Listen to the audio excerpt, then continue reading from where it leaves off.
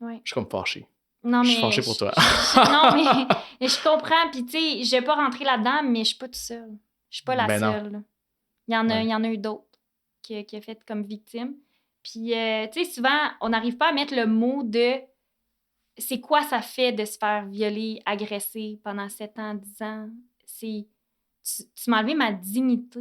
Mhm. Puis la dignité, je pense, c'est la chose la plus forte. La dignité, moi, quand je parle de dignité, je parle d'identité, de mes forces, mes faiblesses, je suis qui, je vais où. Je veux dire, vivre ça, là, 7, 8, 12 fois par année, c'est pour ça que je fonctionnais pas à l'école. C'est pour ça que j'étais pas capable d'écouter. C'est pour ça que j'étais TDAH, comme qu'on disait. Puis c'est pour ça que je me sentais jamais bien, que j'avais pas d'estime en moi, puis que j'étais une cible facile pour l'intimidation. Parce que moi, je voulais tellement plaire aux gens parce que j'avais peur de subir ça par d'autres personnes, que c'est comme « Ah, tu veux que je fasse ça? Ben, je vais le faire. Ah, tu veux que j'aille licher un soulier? Ben, je vais le faire. Ah, tu veux que je fasse ça? Ben, je vais le faire. » Fait que là, moi, j'ai l'air de la conne, là. Tu sais, t'as l'air de la poule pas de tête dans le cours d'école, genre, ah, elle, on peut y faire n'importe quoi, puis elle va le faire. Tu sais, à un moment donné, j'ai eu du poison de rat dans mon lunch. Pourquoi? Je le sais pas. On a essayé de m'empoisonner. Pourquoi? Parce que je suis une cible facile. Je parlais avec une amie que elle, c'était son amie, puis elle voulait pas que j'y parle. Ben, ça a été sa façon de dire que, comme toi, tu toucheras pas à mon ami. Puis pour reculer encore plus loin que ça, le primaire, j'avais ma meilleure amie avec qui je m'entendais super bien. Puis j'ai été encore là, victime d'intimidation. Puis à un moment donné, les filles m'ont dit « OK, là, Sophie, une journée sur 2, on te laisse ta meilleure amie. Puis l'autre journée, ben, t'es tout seul. » Fait que moi, je passais 3 jours par semaine dans le cours d'école, assis, accroupi, puis je faisais rien, puis je parlais à personne parce que j'avais pas le droit de parler à personne, parce que ces 2 filles-là avaient décidé ça. Puis tu sais, avec le recul au secondaire, on s'est reparlé, les filles, puis tout ça. Mais c'est juste pour dire à quel point qu'un enfant de 7 ans qui se fait agresser sexuellement, qui se fait repousser à l'école, qui se fait intimider, ben non, elle n'a pas le goût d'être au monde. Non, elle n'a pas le goût d'être là, puis c'est vraiment difficile. Fait que, tu sais, s'il y a quelque chose à ressortir de ça, c'est que je suis capable de le dire aujourd'hui, c'est que je suis extrêmement résiliente. Vraiment, vraiment, vraiment résiliente. J'ai décidé que je m'identifiais plus à cette agression-là sexuelle. J'ai décidé de prendre mon courage à 2 mains. Puis c'est là que j'ai choisi d'aller dans un programme de technique parce que je savais que le programme de technique, c'est majoritairement des filles en technique d'éducation à l'enfance. Fait que de là, je serais capable de réussir mon année, puis je serais capable de fonctionner et tout. Fait que quand je suis arrivée dans mes cours de français, des cours de philo, là, on a des gars, puis des gars en pleine testostérone. Pas facile, là, ça, là. Une fille qui s'est faite agresser, puis là, que tout d'un coup, elle se fait dire qu'elle est cute parce qu'elle fit dans ce qu'on dit qui est, tu sais, le type de femme recherchée. Tu sais, elle a une shape mince, qui est sportive, athlétique, c'est ça. Mais moi, je voulais pas être ça, là. Moi, je voulais être rien de tout ça. Je voulais même pas être regardée, je voulais pas... Mais pourquoi j'étais mince? Parce que j'étais en santé? Non, parce que je mangeais pas. Parce que j'étais tout le temps malade. Fait que là, c'est ça, tu dis, là, dans tes cours, les cours juste de technique, ça va, c'est majoritairement des filles. Les cours mixtes généraux, ça va moins bien. Puis là... Dans le fond, ça fait exactement comme lors des abus. Je vois un homme, je me dissocie. Fait que moi, je rentrais dans mon cours de français. Fait que pour ceux qui connaissent pas ça, au cégep, on a 4 cours de français à faire. On rentre, on a français 1, français 2, français 3, français 4. Moi, à cause que j'ai coulé au secondaire, ben pas coulé, mais au secondaire, il faut être minimum 85% pour avoir, ou 75, pour avoir ton cours de français 1. Puis là, vu que j'ai pas atteint le 75 ou 80, peu importe, ça fait en sorte que j'ai commencé en renforcement français. Fait que moi, quand je rentrais en renforcement français, j'ai vu qu'il y avait genre majoritairement hommes. Je rentrais dans le cours, j'écoutais pas. J'ai même pas acheté le livre. J'ai rien fait, j'étais pas là. Mon corps était pas là. Fait que là, j'ai coulé renforcement français. Ensuite, j'ai réussi. Là, j'ai fait français 1. Mais tout ça pour dire que j'ai fait 14 cours de français alors qu'il y en avait 4 à faire. Fait que la motivation, la détermination, c'est pas ça qui manque, mais c'est juste pour dire à quel point que pour moi, c'était l'enfer aller à l'école. C'était pas le fun. J'étais entourée d'hommes qui me faisaient sentir pas bien. Puis c'est pas de leur faute à eux, là. C'est vraiment mental. Moi, j'ai associé le membre de ma famille, mon agresseur, par les hommes. C'est un homme, ben tous les hommes sont dangereux. Fait que, puis c'était la même chose en philo aussi. C'était vraiment difficile. J'étais pas capable de bien fonctionner. Mais par chance, j'ai été mis dans des cours avec des super bonnes amies que j'appréciais vraiment beaucoup. Fait qu'on s'est comme soutenus là-dedans. Mais c'est ça. Puis dans un de mes cours de français, j'ai rencontré justement ce jeune homme-là. qui m'a vraiment, je pourrais dire, sauvé la vie. Okay. Un jeune homme. Ouais, ben je peux le nommer parce que je suis quand même vraiment reconnaissante. Fait que son nom, c'est Vincent. Okay. Puis, on le salue. Allô, Vincent, t'es un bon gars. Puis lui, tout de suite, il avait vu que j'étais vraiment pas bien, puis que j'étais très blême, que je maigrissais à vue d'œil, puis que c'est ça. Puis un moment donné, le gars, il a commencé à venir vers moi, puis il m'a dit que il se demandait qu'est-ce qui se passait et tout. Puis moi, j'avais jamais parlé de ça à personne. Puis pour moi, un gars égale danger. Fait que lui, pour une raison inconnue, est-ce que c'est le fait que j'en avais plus d'énergie à mettre pour vivre? J'étais en mode survie, là, moi, là. Mm-hmm. Fait que peut-être que c'est là, j'ai fait, hey, c'est quoi, c'est ta dernière chance. Parce que là, ça va pas. Mm-hmm. Fait que je me suis complètement livre ouvert. Je me suis livrée à Vincent. J'ai tout dit ce que j'ai vécu. Puis lui, son instinct a été, là, tu vas le dire à tes parents, puis tu vas commencer à aller chercher de l'aide, puis là, ta vie va changer. Puis comme, là, c'est un nouveau chapitre. Puis j'ai fait, ouais, pas de trouble, ouais, ben oui, tu sais, je vais en parler à mes parents, ben oui, hein. Là, il dit, en ce moment, tu penses que je te niaise, hein? Je suis comme, pas, je pense que je te niaise. C'est impossible que j'en parle à mes parents. Impossible. Il dit, OK, d'ici 2 semaines, là, tes parents vont être au courant de ce que tu as vécu, là, puis ta vie va prendre une tournure complètement différente. Puis j'ai fait, ouais, OK, pas de trouble. Moi, dans ma tête, c'était clair que j'en parlerais pas à mes parents. Là. Genre, je faisais juste dire oui pour que, comme, qu'ils arrêtent de me gosser avec ça. Puis finalement, on a commencé à se lier d'amitié, on s'entendait super bien. Puis on a commencé à parler de plein de choses. Puis j'ai réalisé que, oh my God, des bons gars, ça existe. Genre, tu sais, des belles et bonnes personnes, attentionnées, drôles, fun, bienveillantes. Sécuritaire. Ouais, sécurisant, vraiment, vraiment. Vraiment une belle personne, super respectueuse, my God. Là, ça, j'ai rien à dire. Puis là, il m'a dit, écoute, Sophie, ce soir, c'est la soirée, tu vas en parler à tes parents, puis je vais être là pour toi. Je vais t'attendre. On va se rencontrer à tel endroit après que tu en aies parlé à tes parents. On fera ce que tu veux. Courir, crier, chanter, aller prendre un café, ce que tu veux, ce que tu as besoin. Puis j'ai fait, tu sais quoi? Go! Parce que là, moi, ça fait 2 semaines que je suis dans le coma, man. Et genre, je rentre à l'école, je sais pas ce qui se passe, je suis tout le temps malade, ça va pas, là. Mon corps, il m'a vraiment lâché. Fait que cette soirée-là, je dis à mes parents, écoute, j'ai quelque chose à vous dire, ça sera pas facile à entendre, mais c'est ça. Fait que là, mes parents sont assis sur le sofa, puis cette période-là, je pourrais la décrire comme une des pires journées de toute ma vie. Mes parents sont assis sur le sofa, et je leur annonce que j'ai été victime par un membre de la famille pendant 7 ans. Mes 2 parents, ils ont fait comme... Ils crissent qu'on le savait, genre. On le savait, mais on le savait pas, tu sais. Ouais. On savait qu'il y avait quelque chose qui allait pas, là, parce que c'était pas normal que tu sois malade comme ça. Mais on voulait tellement pas le croire qu'on n'était pas capable de le voir. Fait qu'il s'est passé exactement ce dont je m'attendais. C'était que mes parents s'en veulent, qui remettent en question leur rôle parental. Fait que là, mon père, il a commencé à boire. Puis là, c'est devenu vraiment difficile pour lui. Il a remis tout en question, son rôle de parent, puis le fait qu'il n'a pas été là pour moi, puis qu'il s'en voulait. Puis ma mère, ayant vécu dans une famille où il y avait beaucoup d'alcool et tout, ma mère a fait, moi, c'est inacceptable. Là, genre, tu sais, moi, je t'aime vraiment beaucoup, là, mais comme, il va falloir que tu te reprennes en main. À mon père qui a dit ça. Puis mon père, à ce moment-là, il avait déjà ce qu'il faut pour se reprendre en main. Fait que il savait que c'est pas ça qu'il voulait que la vie ressemble. Puis depuis ce temps-là, il est à jeun, tu sais. Puis je suis tellement fière de lui. Puis je suis vraiment, vraiment, vraiment reconnaissante de tout le travail qu'il a fait. Puis avec du recul, je réalise à quel point que j'aurais tellement dû en parler avant. Mais tu sais, ce que mon psy m'a dit, c'est que t'étais un enfant. C'est normal là, que t'aies pas pensé à comme « Oh, je vis ça, je vais aller en parler à mes parents parce que ça va devenir ça, puis un jour, je serai plus capable de vivre avec ça sur le corps. » Fait que là, je le comprends, mais c'était quand même vraiment difficile. Fait que là, c'est ça. Fait que là, mes parents, ils ont été au courant de tout ça. Puis là, ils ont dit, écoute, Sophie, comment ça va se passer? C'est que là, on va se rencontrer, les familles ensemble. Puis ce qu'on a décidé de faire, c'est qu'on va s'unir, puis on va vous soutenir. T'sais, on va soutenir l'agresseur, on va soutenir toi, on va s'assurer qu'il ait cherché des services, on va s'assurer que tu puisses avoir de l'aide nécessaire, puis que ça n'arrive plus jamais. Ça, c'était dans l'idéal. La réalité, ce qui s'est passé... C'était en théorie. En théorie, c'est ça. Fait qu'ils s'étaient entendus là-dessus, là, les 2 familles, puis tout marchait, puis tout était beau. Mais la situation était que, ben là, peut-être que tu l'as cherché, dans le fond. Ah, peut-être que t'as exagéré. Ah, peut-être que ce que t'as dit, c'est pas vrai. Fait que là, tout était remis en question. Fait que moi, j'ai fait, sais-tu quoi? Je dirai rien. Je vais pas dire ce qui s'est passé, je vais pas rentrer dans les détails parce que je veux pas que moi puis l'agresseur, on soit en train de faire non, c'est pas ça qui s'est passé, c'est ça qui s'est passé. Mais avec du recul, j'ai fait, oh my God, le fait de me taire, ça a été de le protéger.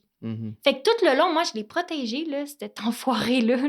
Mais tu t'es-tu parce que ta famille montrait des signes qu'ils te croyaient pas? Oui. Tu sais, qu'ils faisaient du victim shaming, du victim blaming. Énormément. Que, dans le fond, c'est ta faute. Tu sais, comment tu t'es habillé, c'est parce que t'as pas dit non assez fort, c'est parce que tu l'as laissé faire, nanana. Puis c'est pas ça du tout, là. Tu sais, comme... Genre, un viol, c'est pas correct. Là, c'est pas la famille proche. Mes parents, là, ils ont pas une seconde hésité à me croire. Là. Ils m'ont cru la seconde que je leur ai dit. Mais la famille élargie, non, ça se pouvait pas. Parce que, tu sais, on le dit souvent, puis c'est vrai, l'agresseur, là, c'est la personne qui est aimée, qui est exceptionnelle, qui est charismatique, qui est drôle, qui est le fun, il est admiré, là. Moi, je me souviens, là, un temps, là, mon Dieu, on était au chalet, puis il a annoncé à tout le monde qu'il venait d'avoir ses cours pour coacher, ou, je sais pas, être entraîneur en individuel avec les petites filles, en natation, puis tout le monde, je me rappelle, là, il l'acclamait, il l'applaudissait, il était tellement fier, genre « Hey, wow, toi qui étais sauveteur, maintenant t'es rendu entraîneur personnel, comme, c'est tellement beau. » Puis moi, j'étais comme « Shit, qu'est-ce qu'il va faire à ces petites filles-là? » Fait que moi, cette soirée-là, j'étais malade toute la soirée, puis ce qu'on m'a dit, c'est que, tu sais, des fois, Sophie, faudrait que l'attention arrête de toujours être centrée sur toi, tu sais.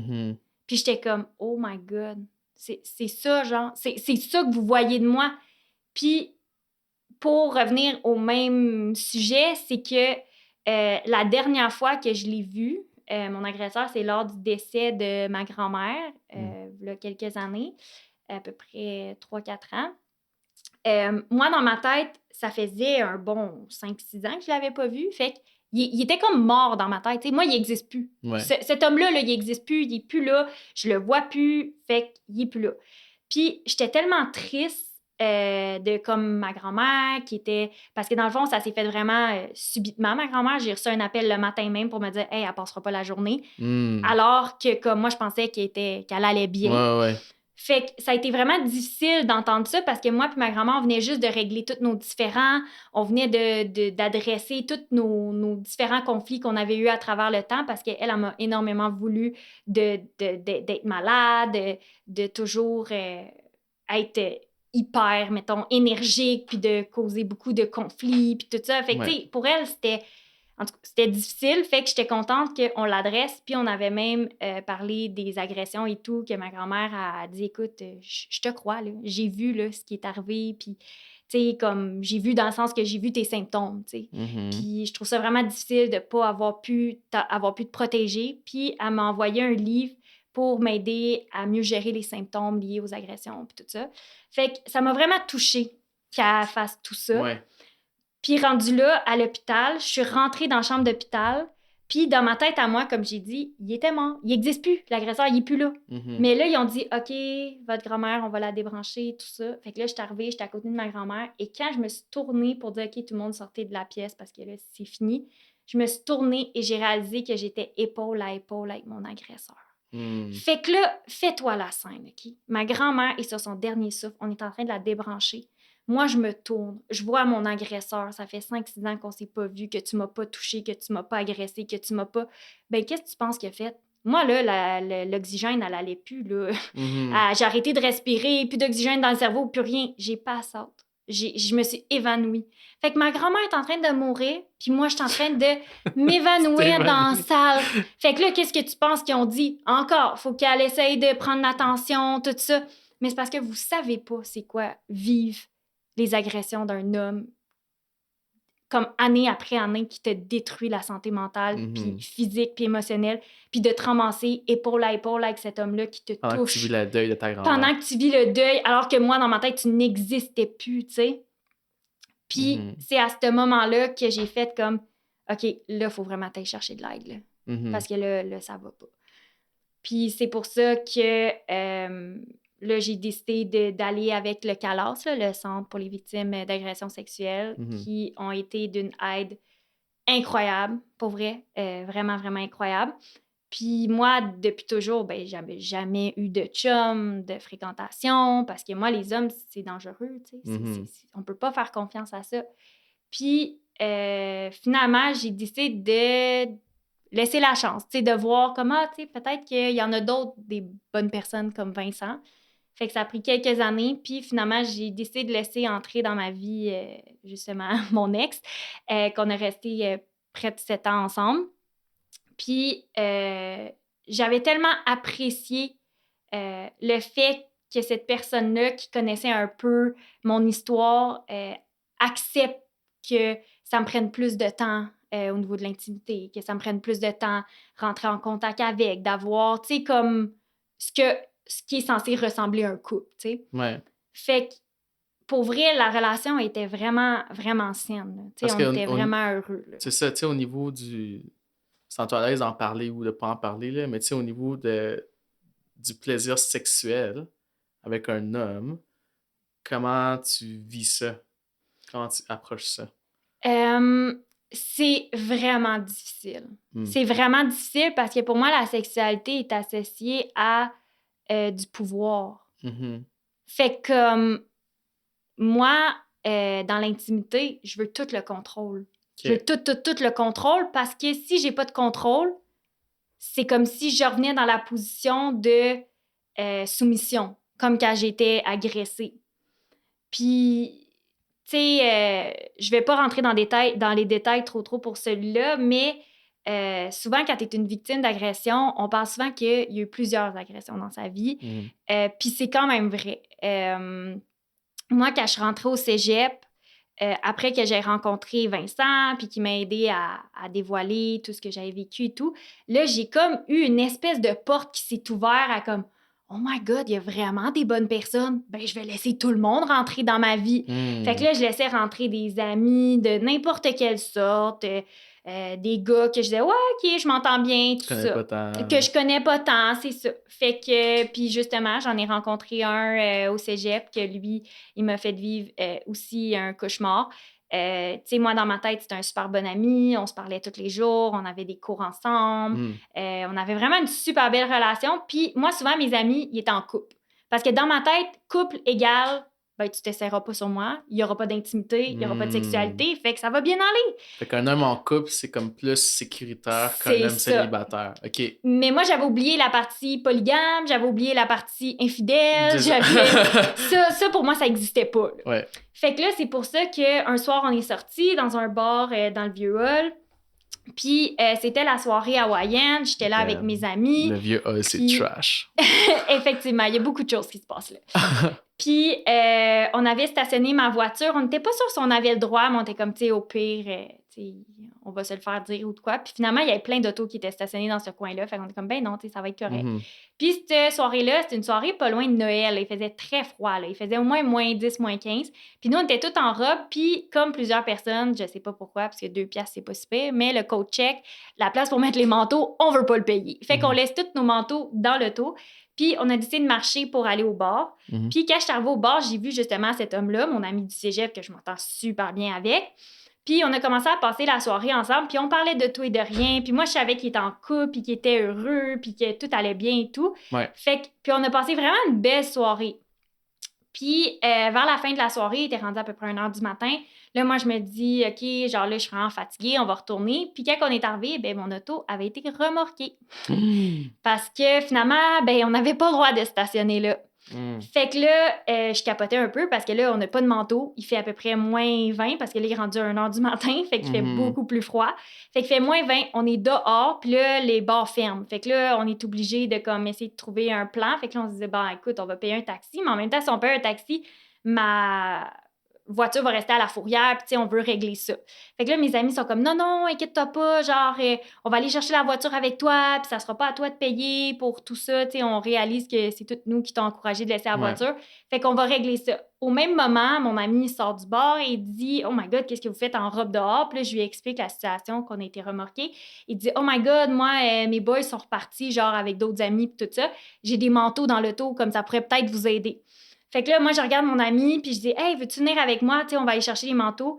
Puis mon ami, qui était très, très saoul, a fait, ben non, c'est correct, je te laisse à toi tout seul. Puis j'étais comme, non, mais tu comprends pas, il n'y a aucune chance qu'il se passe quoi que ce soit avec cet homme-là. Genre, de un, il est en couple, puis de deux, il m'intéresse pas. Fait que là, finalement, on arrive dans le stationnement à étage. Puis là, la façon qu'il me regardait, j'ai fait, fuck, je suis dans la merde. Puis à ce moment-là, une fille qui n'aurait pas vécu d'agression serait partie à courir. Comme, tu sais, elle se serait sauvée si elle aurait vu un peu les intentions de l'autre personne, puis tout ça, puis elle serait fui, je sais pas. En tout cas, je l'espère qu'elle aurait fait ça. Mais moi, j'ai pas fait ça. Quand j'ai senti sa main sur mon corps, j'ai figé. Figé. Puis là, je l'ai regardé, puis j'ai dit, bon, on les prend-tu, ces manteaux-là, tu sais? Puis il dit, je sais que tu as toujours voulu que moi puis toi, ça se passe. Tu veux qu'on on s'embrasse, puis que tout ça, que moi puis toi. Puis j'étais comme, non, je veux pas. Mais ce gars-là, il était genre 6 pieds 4, genre 200 livres.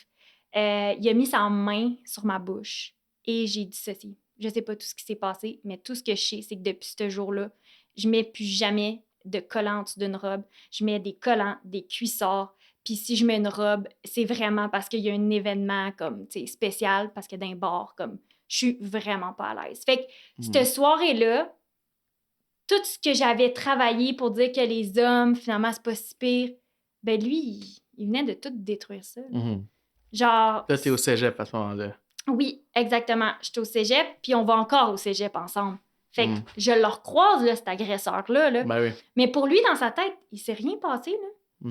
C'est moi qui est folle, là. C'était un samedi soir comme les autres. Un samedi soir comme les autres, puis lui, il s'est fait du fun, puis moi, j'étais... Puis c'est là que je me dis, Christ de malade, man. Tu mets la main sur la bouche, je suis à côté contre un mur de ciment ou je sais pas trop. Tu vois bien que j'ai pas de plaisir. Comment toi, tu peux prendre plaisir avec une fille qui est clairement pas en état d'apprécier ce que tu fais en ce moment, puis tu fais juste à pousser encore plus loin. Tu sais, moi, c'est toute cette partie-là que je me fais, aïe, t'es vraiment malade, tu sais, pour comme faire subir ça. C'est dégueulasse. Fait que c'est vraiment dégueulasse pour vrai, puis ça traumatise quelqu'un. Fait que c'est ça qui est encore plus horrible. Fait que c'est pour ça que après ça, cette situation-là, moi, je suis arrivée, j'ai été voir mes amis avec les manteaux. Puis là, moi, il m'a donné son manteau à lui. Moi, j'étais comme, oh my God, genre, non, moi, je veux pas ton manteau, comme, touche-moi pas. Puis mon ami qui était seul a dit, ouais, ça a l'air que c'était long là-bas, on sait pas trop qu'est-ce qui s'est passé. Puis moi, je ris, genre, j'étais comme, haha, ouais. Puis j'étais comme, Chris, Sophie, ouvre ta gueule, dis-les que tu viens de te faire agresser, dis-les, crie-les haut et fort, fais-les passer pour un esti de cave. Ben non, pas capable, la fille a figé encore, fait que je me déçois moi-même, tu sais. Fait que, à ce moment-là, moi, je suis dans l'auto, je shake, je suis rentrée chez nous, là, je me suis lavée là, au sang. Là. Je me suis tellement grattée, tellement, pour enlever le moindre parfum de lui, pour enlever le moindre toucher qu'il a eu.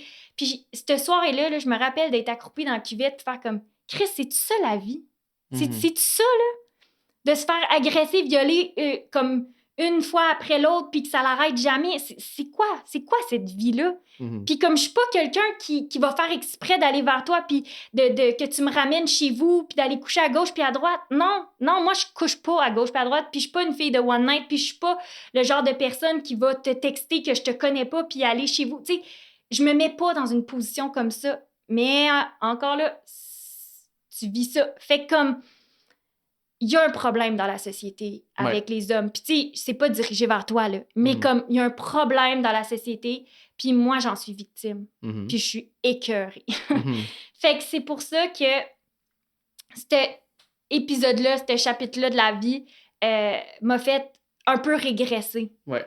Là, j'ai fait, non, moi, là, c'est fini. Puis là, après le cégep, t'as fait quoi après le cégep? Après le cégep, j'ai pris une pause d'école.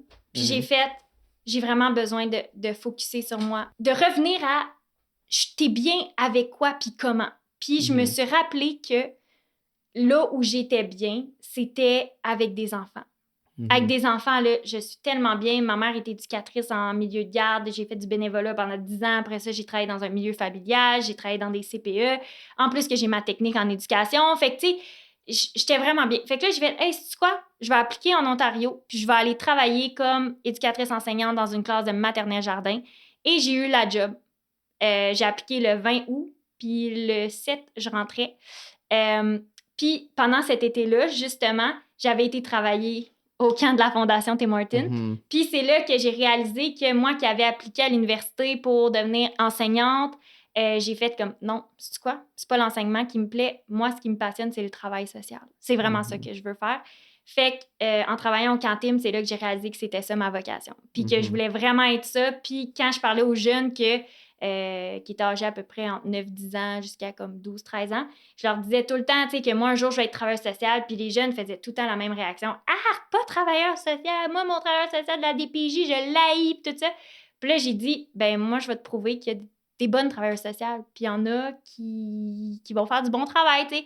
Puis là, c'est comme, ouais, mais toi, t'es pas pareil, toi, on t'aime. Puis là, j'étais comme, mais tu vois, c'est la différence de pourquoi t'as cette vision-là, c'est parce que t'as créé un lien avec moi. Puis à DPJ, t'as pas nécessairement le temps de créer le lien. Tu débarques comme ça, impromptu, dans la vie des jeunes, puis tout de suite, t'es retiré de leurs parents, ou il y a des situations qui font que l'enfant doit sortir de là parce qu'il est pas en sécurité. Fait que, ouais. Fait que c'est pour ça. Fait que là, moi, j'ai décidé d'aller travailler 1 an comme en maternelle jardin. Ouais. Puis j'ai adoré mon expérience. Mais la santé, ça allait pas encore super bien. Fait que des fois, je pouvais pas rentrer travailler. Puis en milieu scolaire, ben c'est pas nécessairement accepté, là, ça, que tu te présentes pas. Tu as une classe de 30 enfants qui t'attend. Fait que là, rendu au mois de février-mars, ça a dit, écoute, Sophie, malheureusement, tu pourras plus venir travailler parce que t'es pas fiable. Puis j'étais comme, mais c'est pas que je suis pas fiable. Ça fait 3 fois qu'ils appellent l'ambulance à l'école parce que je m'évanouissais, mais je me réveillais pas. Puis une fois, on m'a dit que c'est parce que mon taux de sucre était trop bas. Une autre fois, on m'a dit que c'est parce que mon corps a shut down. Fait que je savais même pas pourquoi mon corps crashait comme ça. Tout ce que je savais, c'est que j'étais hyper épanouie puis que je tripais. Puis j'étais comme, ben, sais-tu quoi, mon corps me parle. Puis pour la première fois, ben, je vais l'écouter. Fait que j'ai décidé de l'écouter. Puis pendant ce temps-là, j'ai fait des boîtes. Je me suis préparée pour le déménagement, avec mon ex, notre premier appartement ensemble. Puis après ça, j'ai décidé d'aller à l'université. Puis j'ai toujours compris que moi, le système, la façon qu'il était fait, il n'était pas fait pour moi d'être assis en rang d'oignon puis d'apprendre. Fait que j'ai décidé de faire l'université à distance avec l'université de Sudbury. Puis ça a super bien été. J'ai eu que des A dans tous mes cours.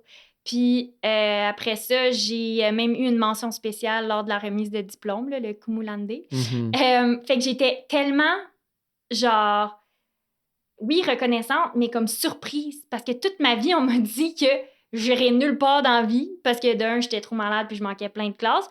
Puis de deux, que l'école, tu faisais juste couler des cours. Puis là, d'un coup, j'étais à l'université, j'ai des A dans toutes mes cours, puis j'ai une mention spéciale.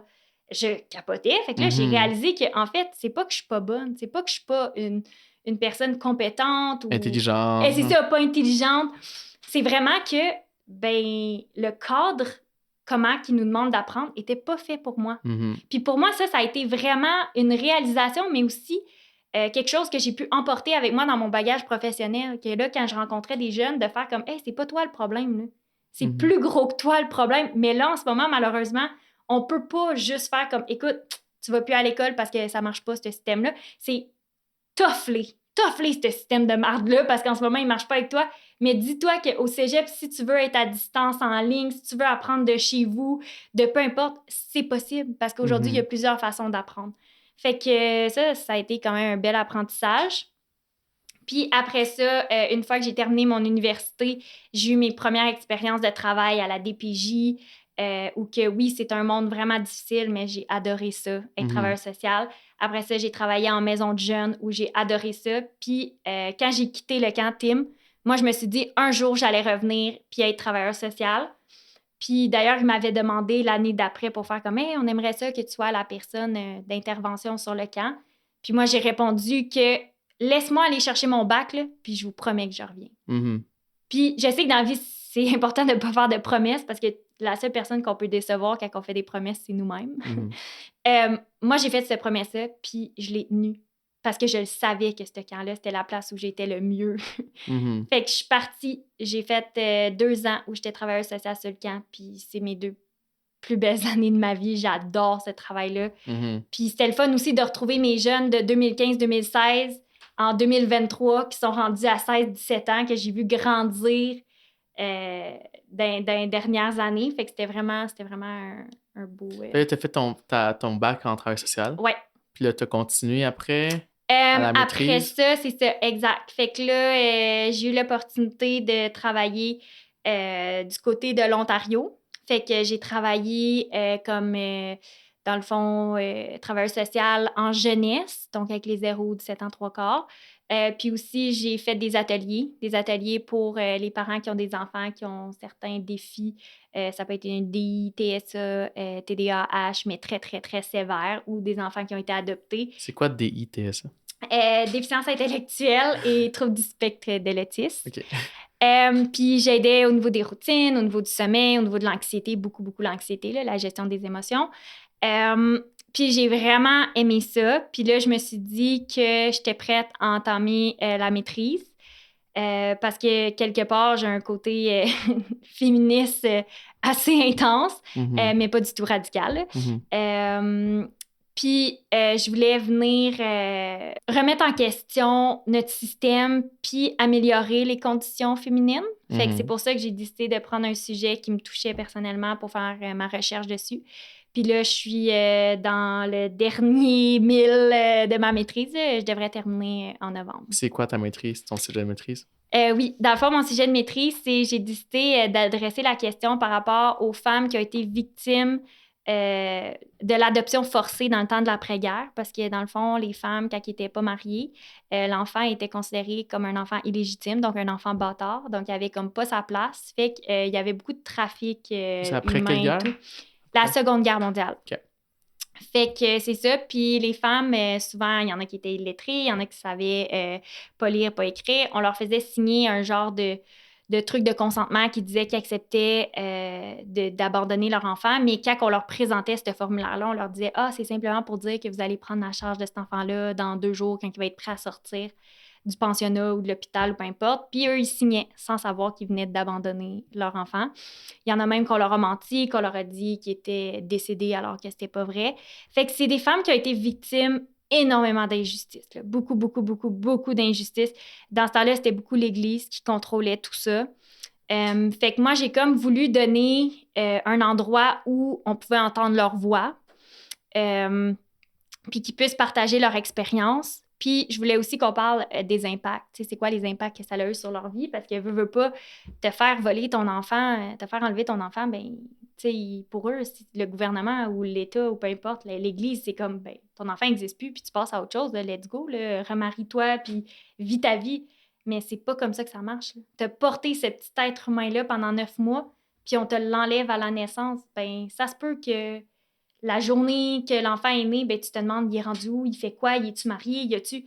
Puis, à un moment donné, ça devient tellement obsessionnel que les femmes me racontaient, justement, dans mon mémoire, que ils commencent à regarder tous les paniers qu'il y a des bébés, puis faire « Ah, c'est-tu le mien, lui, c'est-tu le mien? » Tu sais, ça l'a vraiment nuit à leur réalité. Tu sais, ils ont eu de la difficulté à vivre. Il y en a qui en sont tombés malades, il y en a qui se sont suicidés. C'est vraiment atroce, pour vrai.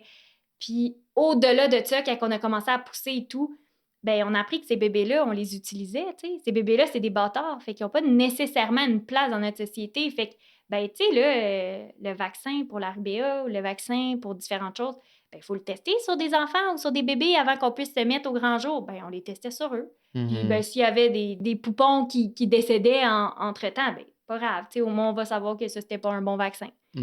Fait que... C'est un enfant bâtard, fait que c'est correct. C'est ça! C'est uniquement des enfants de femmes pas mariées, c'est ça? Oui, exactement. Okay.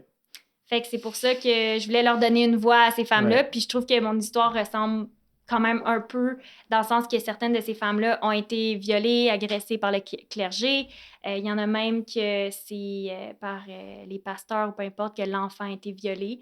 Fait que c'est des histoires qui étaient vraiment difficiles à entendre, mais je pense que j'étais la bonne personne pour eux. Comme dirait ma directrice de mémoire, elle dit « T'es vraiment la bonne personne pour accueillir ces histoires-là puis pouvoir vraiment leur permettre que ça sorte au grand jour. Est-ce que tu penses que ton vécu, ta vie, tes expériences ont influencé ton choix de carrière? Absolument. Comment tu le vis au quotidien? Ouais. Absolument. En fait, c'est quand même drôle que tu me poses la question parce que j'ai eu ce débat-là mental de faire comme « Hey, l'agresseur en question, là, est-ce que c'est à cause de lui que je suis travailleuse sociale? » Fait que moi qui pensais que cet homme-là a plus d'impact dans ma vie puis il a plus Qui a détruit ma vie. C'est ça qui a détruit ma vie. J'étais encore en train de faire des choix à cause de lui. Fait que dans le fond, je continue à l'amener partout. Puis là, à un moment donné, mes parents ont fait « Wow, wow, wow, Sophie, là, wow, wow, non.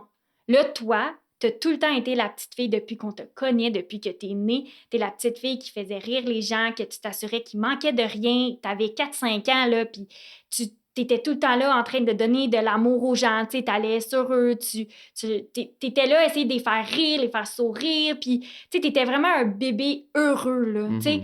Puis il dit, t'as tout le temps essayé de faire en sorte que les gens soient bien. Il dit, même moi puis ta mère, des fois, on chicanait, puis tu venais nous parler, puis t'essayais que, comme, on s'entende bien, puis là, tu demandais « Bon, papa, qu'est-ce que t'as fait? Bon, maman, qu'est-ce que t'as fait? OK, ben peut-être, papa, c'est parce que t'as pas compris ce que maman voulait ou ce que papa voulait dire, c'est ça qu'il voulait dire, mais il le dit un peu maladroitement. » Il dit « T'essayais tellement de tout le temps sauver les chicanes, sauver le couple, que genre, t'as tout le temps eu ça à l'intérieur de toi, la relation d'aide. Ouais. » Fait qu'il dit « Arrête de mettre ça sur son dos à lui, là. Arrête de lui donner plus d'importance que ce qu'il y en a. » Il dit « T'es inné pour ça. C'est une de tes forces. C'est une des forces que tu as toujours eues. L'accueil de l'autre, ton ouverture, le fait que tu es vraiment bonne pour écouter les autres, puis de vraiment comme bien vulgariser les choses, donner des outils. » Fait que, tu sais, mon père dit non. Il dit, ça, là, c'est complètement toi. Puis il dit, on te voyait tellement dans ce métier-là. Fait que, oui, mon histoire a eu certainement un incidence parce que la petite fille victime, elle veut pas rester une victime toute sa vie. Mais non seulement elle veut pas rester une victime, elle veut aider les autres puis faire comme, hey, ta vie, là, c'est pas l'agression, là. T'es bien plus que ça, ma fille, là. Moi, je pensais que j'étais à terre à 7 ans. Je pensais que j'étais à terre à 10 ans. Je pensais que j'étais à terre. Mais aujourd'hui, à 29 ans, je suis tellement épanouie. My God, j'ai voyagé comme jamais. J'ai été en France pendant 1 mois. J'ai été en Grèce l'année passée. Cette année, j'ai été au Portugal. Je m'empêche pas de vivre. Oui, voyager, c'est stressant. Je l'ai dit tantôt. Moi, j'ai le mal de transport et tout. Oui, j'ai été malade pendant mes voyages. Mais est-ce que je vais m'empêcher de vivre? Non. Non, parce que la vie est belle. La vie est belle pour vrai, là. Puis la partager à deux, c'est encore plus beau. Ouais. Puis j'ai pas fermé la porte à l'amour. J'ai pas le goût d'être célibataire le restant de mes jours. Mais pour l'instant, la Côte-Nord m'a permis de ce que j'aime bien dire, c'est un voyage à l'intérieur de moi que j'ai fait pour apprendre à m'aimer, apprendre à être bien avec moi-même, puis de réaliser que hey, finalement, être avec toi-même, c'est pas si pire que ça. Ben oui. C'est le fun, puis t'es capable d'apprécier la vie encore plus. Revenons, je veux qu'on revienne à ta relation avec les hommes. Là, ta dernière relation, là. Oui. Parle-moi-en.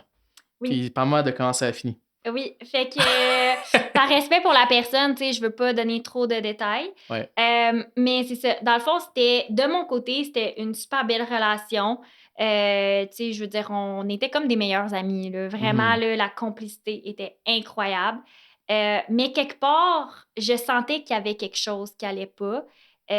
Puis, c'est au niveau de l'intimité. Il y avait des petits problèmes de son côté à lui. Okay. Fait que on était bien ensemble. Moi, ma sexualité était pleinement épanouie. Ensemble, c'était pleinement épanoui, mais de son côté, il y avait une certaine petite déviance. Puis, c'était pas facile pour lui de coper avec tout ça. Puis, sa façon de faire était pas nécessairement dans mes valeurs. Fait qu'il a été vers quelque chose qui me faisait sentir inconfortable et tout. Puis, éventuellement, alors qu'on avait des plans d'habiter ensemble, d'avoir notre maison, d'avoir un enfant et tout ça, j'ai réalisé qu'il y avait quelque chose qui marchait pas. Il y avait une distance qui s'était créée entre nous. Fait que moi, j'ai décidé de l'adresser, d'aller droit au but, parce que c'est un peu ça aussi que ça m'a amené, la thérapie et tout, c'est d'apprendre à mettre mes limites puis de m'affirmer. Ouais. Fait que pour ça, j'étais quand même très fière parce que c'est gros pour moi de mettre des limites et de m'affirmer face à un homme. Ouais. Et finalement, il m'a avoué qu'il a été infidèle avec moi pendant tout le long de la relation. Fait que pour moi, ça a été un choc. Mais sur le coup, ça a été clair pour moi que c'était fini la relation. Ça, c'était quelque chose que c'était no-brainer. Moi, c'est terminé. Mais j'étais pas en colère contre lui. J'étais pas triste. J'étais pas... Parce que, quelque part, je le savais. Je savais ce qui se passait. Puis, ce qui me rendait plus triste, c'est plus tous les beaux projets qu'on avait en branle que j'avais tellement hâte de vivre. Mais là, je me disais, c'est ça, j'avais plusieurs deuils à faire, mais en même temps, je me disais, écoute, est-ce que tu dois vivre avec un homme qui n'est pas capable d'être fidèle avec toi? Non, non. Moi, je veux un homme fidèle. Je veux pas commencer à stresser parce que là, c'était rendu que j'étais encore plus malade parce qu'on l'a dit tantôt, la fibromyalgie, c'est une maladie du stress. Fait que plus que tu mets du stress, plus que j'étais malade. Puis à la fin, j'étais tout le temps malade. Là, j'étais tannée. Fait que moi, ça a été comme une libération quand je l'ai laissé partir, de faire comme... Oh my God, là, j'ai plus à me questionner, il est avec qui, qu'est-ce qu'il fait, alors que moi, genre, je suis en train de dévouer ma vie à notre famille, notre relation, notre vie à deux. Fait que ça a été un choc. Ça a été vraiment... Oui, ça a été difficile ce coup, là, ça, je le cacherai pas. Mais j'ai jamais regretté la décision en soi, même si j'ai eu des super beaux moments avec lui. J'ai juste trouvé ça poche que la personne que j'ai choisie de faire confiance... encore une fois, je me suis fait trahir. Mais de nos jours, tu sais, je veux dire, en toute transparence, l'infidélité est omniprésente.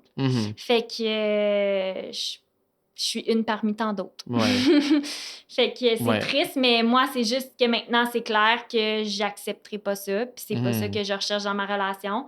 Puis il n'y a pas de deuxième chance. Puis peut-être que si jamais, dans le futur, tu es dans une relation où tu commences à percevoir un espèce de manque ou un malaise au niveau sexuel, tu vas l'adresser beaucoup plus rapidement, beaucoup plus directement aussi. Là. Oui, absolument. Puis c'est pour ça que, tu sais, j'ai pris le temps qu'il faut pour prendre soin de moi. Je voulais pas tout de suite me virer de bord pour aller dans une relation, mais de base, j'étais pas prête à rencontrer personne d'autre parce que j'ai pas souvent eu de date dans ma vie ou de rencontre d'hommes vu que c'était comme mon seul chum.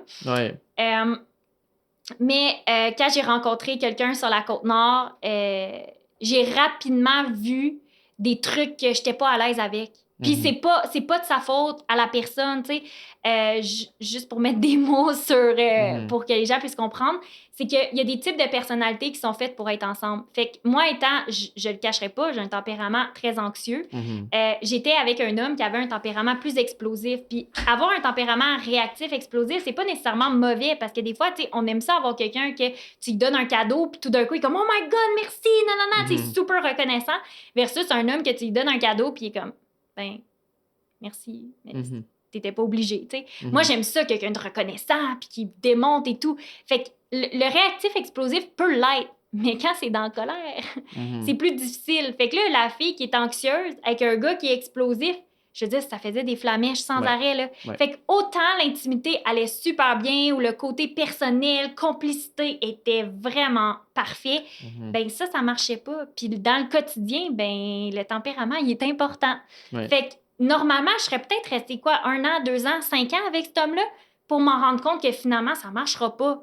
Mais là, à cause de mon expérience antérieure, j'ai fait non, c'est quoi? Là, ça marche pas, là. Fait que si ça marche pas là, puis c'est pas que je veux pas travailler là-dessus, c'est qu'on est 2 tempéraments incompatibles. Moi, je le sais que l'homme qui va rentrer dans ma vie, il va falloir qu'il ait un tempérament rassurant, calme, qui aide à me grounder. Fait que si t'es explosif puis réactif, ça marchera pas. Fait que ça, tu sais, c'est des apprentissages qu'on fait, puis c'est ça que c'est la vie, tu sais. Ça nous permet de grandir puis d'apprendre à nous connaître.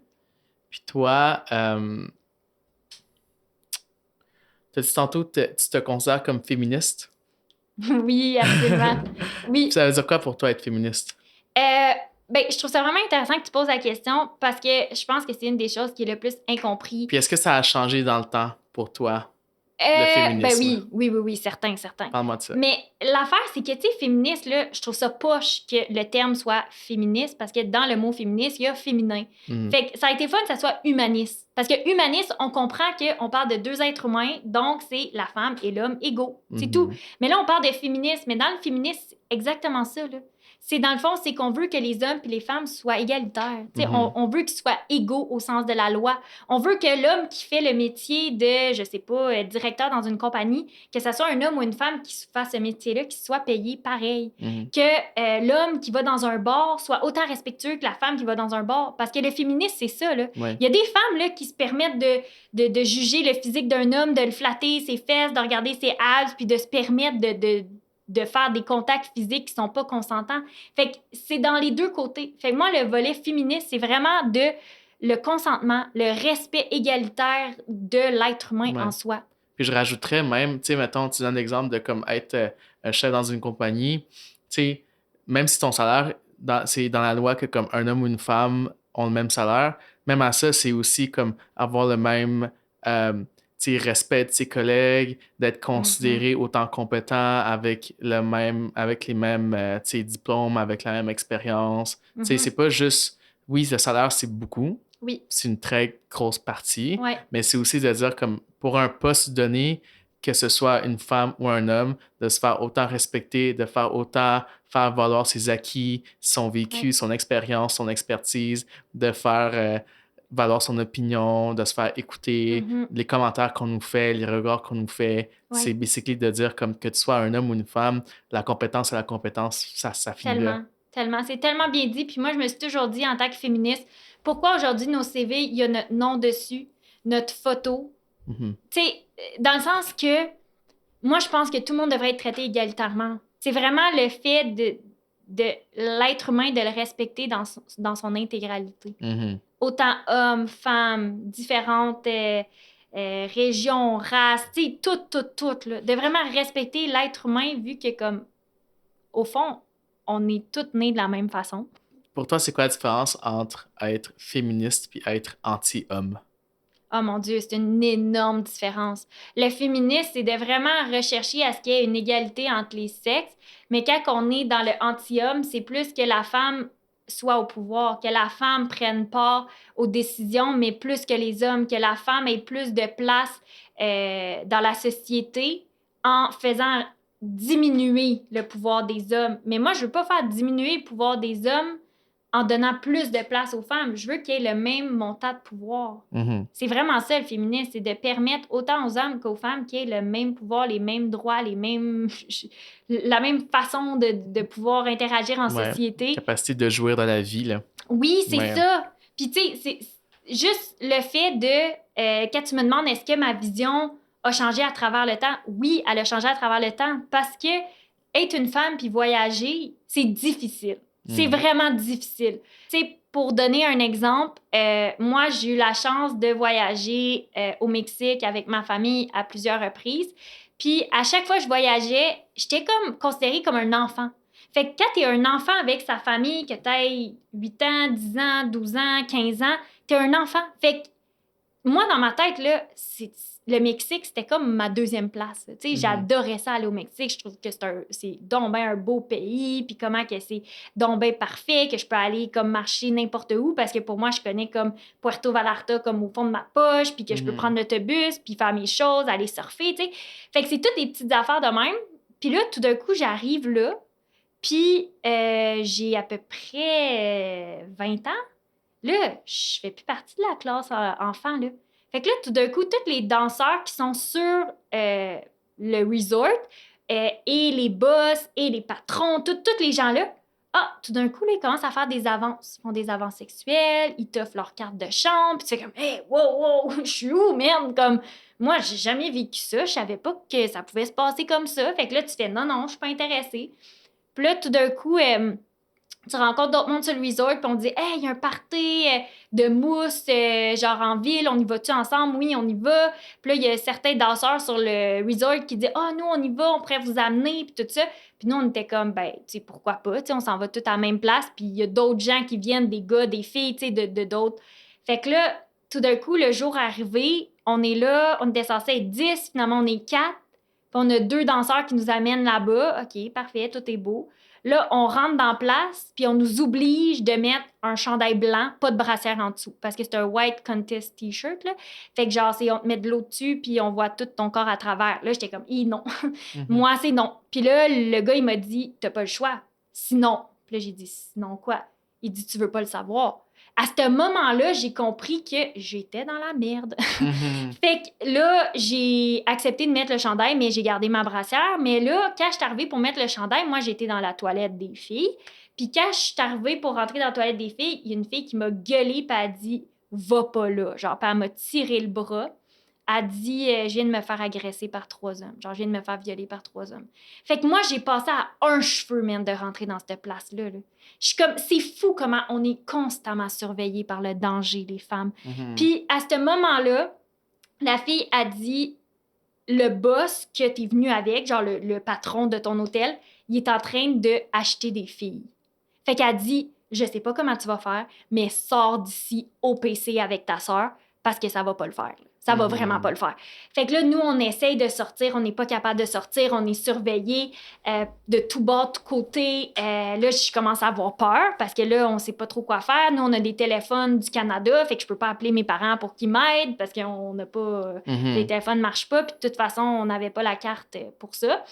Fait que là, finalement, on a décidé de... ma soeur, elle s'est comme mis amie avec un ancien militaire américain qu'elle s'entendait full bien avec. Puis, elle lui avait expliqué un peu la situation. Puis le gars, il a fait « Oh my God, genre moi, je viens de partir de l'Afghanistan. Là, j'avais un 3 mois de congé avant de recommencer à travailler. Puis genre, des hommes comme ça, j'en rencontre beaucoup trop dans ma vie. Je vais venir avec vous. » Puis tout. Moi, à ce moment-là, là, je suis comme... Je sais pas si c'est un bon homme. Je sais pas si cet homme-là, je peux lui faire confiance. Mais sais-tu quoi? C'est ma seule option. Fait que là, j'y vais. Fait que là, on est embarqué avec ce gars-là, ben, dans le fond, dans le taxi, que lui, il est venu avec nous. Puis finalement, il était super fin. C'est lui qui a comme géré toute la situation et tout. Puis on est arrivé à l'hôtel. Puis j'ai fait « My God, que je suis chanceuse d'être en vie, genre. Mais c'est ça que c'est voyager. Dans chaque place que j'ai été, j'ai tout le temps une histoire comme ça. Cette année au Portugal, j'ai une histoire d'une situation semblable, mais au lieu, ça, c'était au Québec avec un taxi qui voulait m'amener chez lui, puis qui disait qu'il voulait me ramener au Sénégal, puis qu'il voulait donc bien que je sois avec lui, puis que je le marie. Puis le monsieur avait quoi, peut-être 50 d'années? Puis après ça, il a refusé que je sorte de sa voiture, il a barré les portes. Fait que, tu sais, des situations de même, là, il y en a tellement, tellement, tellement que moi, le danger me guette, puis ça me fait peur. Mais je m'empêcherai pas de vivre pour ça. Est-ce que l'homme, genre les personnes masculines, sont fondamentalement mauvaises? Non. Okay. Non, puis je pèse mes mots. Dans le sens que j'ai un père qui est merveilleux, qui est quelqu'un qui ferait jamais mal à personne, puis qui est pas du tout abusif, puis qui traiterait jamais les femmes comme ça. Puis j'ai d'autres gens autour de moi, tu sais, à travers le cégep, l'université, tu sais, je me suis fait des amis que j'ai constaté à quel point c'est des très bonnes personnes. Puis, tu sais, j'y crois, là. Mais c'est sûr que j'ai tout le temps un fond. Tu sais, souvent les gens vont dire « My God, toi, ça paraît que tu es un vécu avec les hommes. On dirait que quand je te parle, il faut tout le temps que je te prouve ce que je te dis, tu sais. On dirait que tu me fais pas confiance. » Puis moi, la façon que j'explique ça, je dis « Écoute, la plupart des gens, quand tu les rencontres en date puis tout ça, tu pars à 10. Puis chaque fois, tu fais comme une erreur ou tu fais de quoi de comme bizarre, tu tombes à 9, tu tombes à 8, tu tombes à... Tu sais, ou il y en a d'autres qu'eux vont dire, tu sais quoi? Non, tu pars à 0. Tu pars à 0, puis chaque fois que tu fais une bonne action, tu montes à 1. Puis chaque fois que tu fais une mauvaise action, ben, tu restes à 0. Moi, la façon que j'explique ça, je dis, ben, tu pars à peu près à -20. Fait que t'as au moins 20 choses qu'il faut que tu fasses pour me prouver que t'es une bonne personne avant que je puisse te faire confiance. Puis, tu sais, c'est plus comme ça. Mais avant, c'est comme ça. Aujourd'hui, je te dirais que tu pars peut-être à -10 ou 0. Ça va dépendre. Si je te rencontre sur une application, tu pars définitivement à -10. Parce que je t'ai pas vu en société, je t'ai pas vu comment que t'es. Mais de toute façon, si je te rencontre dans un appli, je vais pas te dire viens chez nous. Là. Non, c'est ça. On va se rencontrer dans un café, une activité qu'on va faire. Mais sinon, si je t'ai rencontré quelque part ou que là, j'ai pu devoir interagir avec les autres et tout, là, tu pars peut-être à 0. Oui. Puis comment tu concilies le fait que dans ta vie, tu sais, justement, tu dis, tu es féministe, les hommes sont pas fondamentalement mauvais, il y a des bonnes personnes qui sont des hommes dans la vie, mais je dois être aux aguets, puis j'ai vécu beaucoup de violence, puis j'en vis encore comme des dangers un peu comme partout où est-ce que je vais. Absolument. Quand tu concilies ces deux réalités-là qui peuvent paraître contradictoires? Ben, c'est pas facile, en fait, là, parce que moi, j'ai un petit côté très romantique, là. Tu sais, je OK. crois encore à les contes de Roméo et Juliette, Mhm. que ça finit moins tragique, là, bien Mhm. sûr. Mhm. Mais tu Comme les sais, contes de fées, un peu. l'histoire, oui, l'histoire que tu rencontres un homme, puis que ça peut être beau. Puis, tu sais, moi, là, je demande pas une relation qu'elle soit parfaite. Puis, je veux pas qu'elle soit. Tu sais, je veux dire, ça existe pas une relation parfaite. Moi, Mhm. tout ce que je veux, c'est qu'elle soit saine. Mhm. Il y a quelque chose que je fais qui te déplaît, parle-moi-en. Puis ça se peut qu'on soit pas du même avis, puis qu'on soit pas d'accord, puis qu'on ait deux visions complètement différentes, mais c'est quoi, t'as le droit d'avoir ta vision, puis moi, j'ai le droit d'avoir la mienne. Puis ensemble, on va essayer de trouver un terrain d'entente. Tu sais, quand il y a un problème, on peut-tu être les deux contre le problème au lieu d'être un contre l'autre, tu sais? Ouais. Puis ça, c'est peut-être mon côté travailleur social qui m'a amené à faire cette réalisation-là, de réaliser que, écoute, les hommes sont pas tous mauvais. Puis j'ai même eu une phase dans ma vie où je me suis dit, écoute, moi, je vais aller travailler au CIAF, un centre pour les gens qui sont des agresseurs, qui sont les gens qui font subir les agressions, la violence, des pédophiles et tout. Mhm. Puis je me suis dit, moi, je veux les sauver. Puis là, tout de suite, on m'a dit, hey, wow, wow, wow, si ton but, c'est de les sauver, tu t'en vas direct dans la tombe, là. Mhm. T'es pas là pour sauver personne. Puis ces gens-là, ça peut être au-delà de juste comme un agresseur, là. Ça peut être quelqu'un qui a des comorbidités, Mhm. ça peut être quelqu'un qui a subi des traumas, ça peut être même neurologique, cette affaire-là, parce que là, Mhm. quand on parle de pédophilie, tu sais, ça va au-delà de tout Mhm. ce qu'on peut imaginer, là. La personne naît souvent avec ça. Mhm. Fait que, tu sais, c'est vraiment spécial comme tout ça. Fait que c'est vraiment, je pense, mon métier qui m'a aidé à faire la part des choses, puis d'être Ouais. capable de voir en les hommes qu'il y a du bon. Puis D'être nuancé. oui, puis de base, moi, je veux toujours croire que l'être humain est bon. Mhm. Tu peux me prouver le contraire, mais de base, je veux continuer à croire ça. Je trouve que c'est une belle façon d'adresser la vie. Mhm. OK. J'approuve ce message. Message approuvé par Diego. Tu sais, quand je t'ai approché pour le balado, puis j'ai parlé un peu de l'idée, puis que moi, je suis un homme.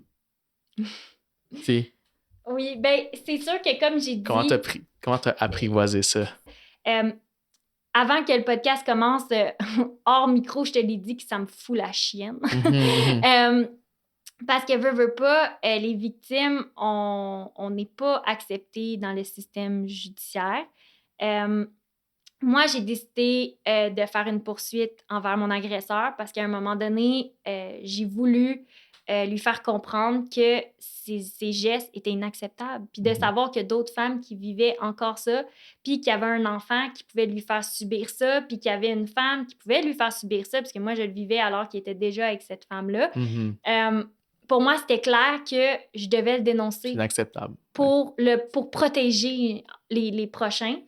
J'ai jamais fait ça pour qu'il aille en prison, pour qu'il paye, pour que... C'était pas de la colère. De la vengeance. C'était pas de la vengeance, c'est ça. C'était vraiment comme, gars, va te faire aider, man. T'es pas bien. Je sais pas si c'est quelque chose que t'as vécu quand t'étais plus jeune, puis t'as répété ce que t'as vécu sur moi. Je le sais pas. Je le connais pas, ton passé, puis je veux pas le connaître. Mhm. Mais à ce moment-là, ça a été très clair pour moi que comme je voulais qu'ils comprennent que c'était inacceptable. Et l'instant que j'ai dévoilé certains trucs qui s'est passé, j'ai vraiment pas rentré dans les détails comme aujourd'hui. Mhm. Euh, la police m'a tout de suite dit je te crois, puis je fais oh my god. Quelqu'un que je connais pas qui rentre chez nous, lui aussi j'aimerais ça y faire un petit un petit moment pour le remercier. Son nom c'est Francis, puis c'est un homme que Le je laisse policier? rentrer. Ouais, le policier, son nom c'est Francis, puis il est rentré chez nous. Moi qui laisse pas des hommes rentrer chez nous alors qu'il y a personne, puis une police, donc déjà dans un rôle d'autorité, de pouvoir. Mhm. Il est rentré, puis la première chose qu'il m'a dit, il voyait que j'étais inconfortable. Il a dit, sais-tu quoi, je vais aller fermer les lumières du char, tu sais, pour pas que ça mette comme l'accent sur le fait qu'il est chez nous. Puis il est tout de suite venu s'asseoir à l'autre extrémité de la table. Il m'a parlé avec tellement de douceur, de gentillesse. Il y avait les larmes aux yeux quand j'ai raconté mon histoire. Puis il a juste fait comme, je suis tellement désolée de ce que tu as vécu. Puis pour moi, j'étais comme, oh my God, genre, il me croit. Tu sais, ma propre famille élargie me croit pas, mais un policier que je connais pas, qui vient de je ne sais où, un homme, me croit. Puis là, j'ai fait, OK, ça m'a donné la force que j'avais besoin pour poursuivre mon agresseur. Puis finalement, quand je suis arrivée avec mon détective privé, le détective privé aussi, un homme exceptionnel, lui, il m'a accompagnée du début à la fin pendant que je me faisais filmer parce que ça dure près de 2-3 heures. Puis il faut que tu racontes l'histoire de une agression. Puis tu la répètes 4-5 fois. Il te repose les mêmes questions. Fait que c'est comme si tu revivais l'agression plusieurs fois. Puis là, quand tu reviens chez vous, ben, tu recommences à faire des cauchemars. Tu recommences à vivre. T'es en petits morceaux, Fait là. que c'est énorme. C'est tellement difficile. Puis ça dure pas 1 an, là. Ça dure 5 ans. Ça a duré 5 ans, les démarches, pour que finalement, on me dise, écoute, ta cause n'a pas été reçue par le juge parce que, par manque de preuves. Fait que là, j'ai dit, OK, mais qu'est-ce que vous voulez dire? Fait que là, ils m'ont expliqué, dans le fond, que quand ils ont parlé dans le fond, mon témoignage à mon agresseur, tout le long, mon agresseur, il est resté en silence. Fait qu'ils ont dit, on n'avait rien. Tu sais, s'il aurait fait genre, non, c'est pas vrai, c'est pas ça qui s'est passé. Ah, là, on aurait eu quelque chose, tu sais. OK, c'est pas ça qui s'est passé, mais d'abord, qu'est-ce qui s'est passé? Mais lui, son avocat l'avait tellement bien conseillé. Il a juste dit, parle pas, dis rien, jamais, jamais, parce que chaque chose que tu diras, ça va se reprendre contre toi, puis la cause va pouvoir aller devant un juge ou peu importe. Fait que là, ben, lui, il a réussi à mettre un doute dans la tête du juge. Fait que là, ils ont fait, non, tu sais, désolé, la cause va pas aller plus loin. Fait que là, tu es en train de me dire que moi, j'ai passé 3 heures avec un policier qui est venu chez nous, 3 heures dans un poste de police avec une caméra sur moi, puis qu'en plus, tu as fait perdurer ça pendant 5 ans où tu m'as rappelé, reposé des questions, re-questionné, revivre le trauma pour me dire, écoute, non, ta cause, elle n'a pas sa place. Non seulement elle n'a pas comme sa place, mais il aurait fallu que tu filmes la scène, tu sais. Il aurait fallu que, comme... Ouais, à 7 ans. Ben oui. Ben oui, tu sais, avoir su, j'aurais mis une caméra, tu sais, dans la chambre, j'aurais mis... J'en revenais pas. Fait que c'est vrai ce qu'ils disent, que comme la justice est pas pantoute féministe, est pas rendue là, est pas... C'est vraiment difficile de se faire considérer comme une personne à part entière. Ben, c'est parce que c'est difficile. Puis là, je veux pas, tu sais, je vais faire l'avocat du diable, c'est pas parce que je suis pro-viol, là. Mais tu sais, c'est parce que c'est... Je peux imaginer des situations où est-ce que tu voudrais blesser quelqu'un, puis tu voudrais inventer des choses puis mentir. Tu sais, puis je les connais pas, les statistiques de comme quel pourcentage de témoignages sont réels. Fait que c'est probablement rien. Ouais. Tu sais? Ouais. Mais je pense que c'est pour ça qu'ils ont comme pas le choix Ouais. d'avoir ce genre de procédure-là. Mais ce qui est ironique, c'est que le pourcentage de gens qui mentent... C'est probablement rien. Là. Et c'est rien. C'est rien, rien, rien. Là, il y en a presque par pas. rapport à ceux qui sont vrais. À ceux qui sont vrais, c'est ça. C'est tellement minime que je me dis, donne-leur donc une chance. Tu sais, au pire, tu vas le voir, là. Parce que moi, l'histoire, là, je la connais par cœur parce que je l'ai vécue. Ça, c'est un genre de disclaimer que je veux faire, là. Moi, ce que je viens de raconter, là, c'est ma version, c'est ma vision des choses. Ouais. Mais je suis très consciente qu'il y a un autre côté de la médaille, le sien. Lui, peut-être qu'il l'a pas vécu comme ça. Peut-être que lui, c'était genre, ben, comme dans plusieurs familles, tu sais, il y en a qui jouent au docteur, il y en a qui... Tu sais, je sais pas, là. Tu sais, mais moi, ça, c'est moi comment je l'ai vécu. Ouais. C'est de l'hostie de merde. C'est souffrant, mais je comprends que lui, il a son côté, puis que de mon côté, tu sais, moi, c'est inacceptable ce que j'ai vécu, puis ça m'a beaucoup traumatisée, puis ça a généré beaucoup de situations qui, après, a dû faire que j'ai dû retravailler sur moi, ma confiance. Ouais. Puis peut-être que je lui dois aussi la personne que je suis en quelque part aujourd'hui, parce que, my God, que je suis une personne qui a une tête de cochon, mais qui est fucking résiliente, qui est persévérante, qui est courageuse, puis que moi, quand j'ai quelque chose dans la tête, genre, j'y vais jusqu'au bout, puis je suis full ambitieuse. Est-ce que tu es fière de toi? Oui! Qu'est-ce qui te rend fière dans ta vie? C'est vraiment spécial que tu poses cette question-là parce que tu m'aurais posé la question n'importe quand dans le dernier 10 ans ou 20 ans, puis je t'aurais jamais dit oui. Parce que je voyais pas comment que je pouvais être fière de moi en étant la personne que je suis avec tous les échecs que j'ai eu dans ma vie. Puis là, je réalise que comme, ben oui, je suis fière de moi parce que j'entends tellement d'histoires où les gens ont vécu, ont été victimes d'agressions, puis qu'aujourd'hui, ils sont dans délinquance, sont en consommation, sont en prison, Moi, je suis comme... J'ai jamais consommé, j'ai jamais touché à une seule drogue. J'ai jamais... je me suis jamais saoulée. Fait que comme... Oui, je suis fière de moi parce que j'ai tout d'une personne qui pourrait tomber aux enfers dans la drogue, dans la consommation, dans le jeu ou peu importe pour essayer de fuir mon quotidien, ma vie. Mais j'ai décidé de accepter. Puis aujourd'hui, je suis fière de ça. Ouais. Ouais. Tu as été capable de traverser l'adversité, puis je pense que c'est ça aussi, c'est que qu'est-ce qui nous définit comme d'un point de vue plus environnementaliste, là? C'est quoi les choses autour de nous qui nous définissent, mais aussi d'un point de vue individualiste, c'est des choix que tu as fait de t'améliorer, de dire je vais aller voir whatever l'association pour les personnes, CALAS. c'est ça, Ouais. qui ont eu des agressions sexuelles.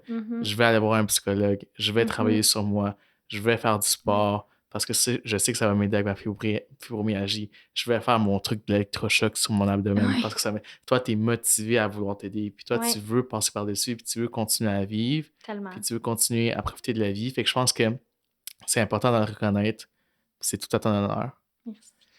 Puis j'aimerais ça, comme en terminant, pour toi, c'est quoi la différence entre être une victime puis être une survivante? C'est une question que je me suis longtemps posée. Puis ce que j'ai compris, c'est que quand tu es une victime, quand tu racontes ton histoire, les émotions remontent tellement que tu es envahi par les émotions. Tu pleures, tu es triste, tu n'es pas capable de revenir, tu hyperventiles tellement que c'est comme si tu vivais encore dans cette agression-là. Ça a de l'emprise sur toi. Oui, comme si j'étais encore pris là-dedans. Mais quand tu es une survivante, c'est que tu es capable d'en parler, puis tu es capable de mettre une distance entre les émotions puis ton histoire. Faire comme, tu sais, oui, j'ai déjà été une victime. Oui, j'ai été agressée sexuellement, mais est-ce que c'est ce qui me définit comme personne? Pas en tout. Pas en tout, pas en tout, pas en tout. Moi, la façon que je démontre ça, c'est un peu... Pas en tout. Non, mais c'est qu'une agression, pour moi, c'est comme une tache noire sur mon cœur. Cette tache-là qui est devenue un trou dans mon cœur, je pourrais jamais le remplir. Le trou, il est fait. Là. La brûlure est faite, le trou est fait. Mais sais-tu quoi? Il deviendra jamais plus gros. Le trou va rester de cette grosseur-là le restant de ma vie. Puis ce trou-là, il prendra jamais toute la place dans ma vie. Fait que je m'identifie pas à ce trou-là, puis ça sera jamais, ma vie ne sera pas le trou en question. Ma vie va être tout le reste du beau cœur qui me permet de vivre chaque journée, de voyager, qui va continuer à fleurir, de qui va continuer à s'épanouir, qui va continuer à faire du bonheur autour de soi. Oui, c'est ça. Fait que oui, je suis une survivante, puis je suis fière de le dire. Puis pour toutes les victimes, écoute, moi, je vous encourage fortement d'aller chercher de l'aide, d'en parler. Oui, ça m'a pris du temps à parler, mais my God, que ça fait du bien. Ayez pas peur de parler. Au contraire, le garder en dedans, c'est de se détruire. Ça nous détruit un peu plus à tous les jours. Puis utiliser les ressources. Il y en a des magnifiques ressources. Il y a l'IVAC, le CAVAC, le CALAS, puis d'autres belles ressources dépendant des régions d'où tu viens. Mais s'il vous plaît, essayez de ne pas être en mode survie, puis apprenez à vivre parce que la vie est tellement belle, puis il y a tellement de belles choses qui nous attendent, puis quand on est pris dans ça, dans le rôle de victime, on voit pas le reste. Tu vois pas la lumière au bout du tunnel. C'est ça. On voit juste le noir, puis on est comme pogné là-dedans, puis on pense que ça va être ça le restant de notre vie, mais comme il y a tellement plus que genre, fais confiance à la vie. Puis je rajouterais aussi pour les personnes qui agressent, qu'il y a aussi de l'aide que tu peux aller chercher, que tu dois aller chercher. Oui. Absolument. Fait que c'est ça. Fait que shout-out à Vincent, shout-out à Francis. Puis aux détectives. Puis aux détectives. Ouais. Puis à tous ceux qu'on n'a pas nommés, ben, on espère que vous vous êtes améliorés. Oui, voilà. Absolument. Comment t'as trouvé ça, la discussion aujourd'hui?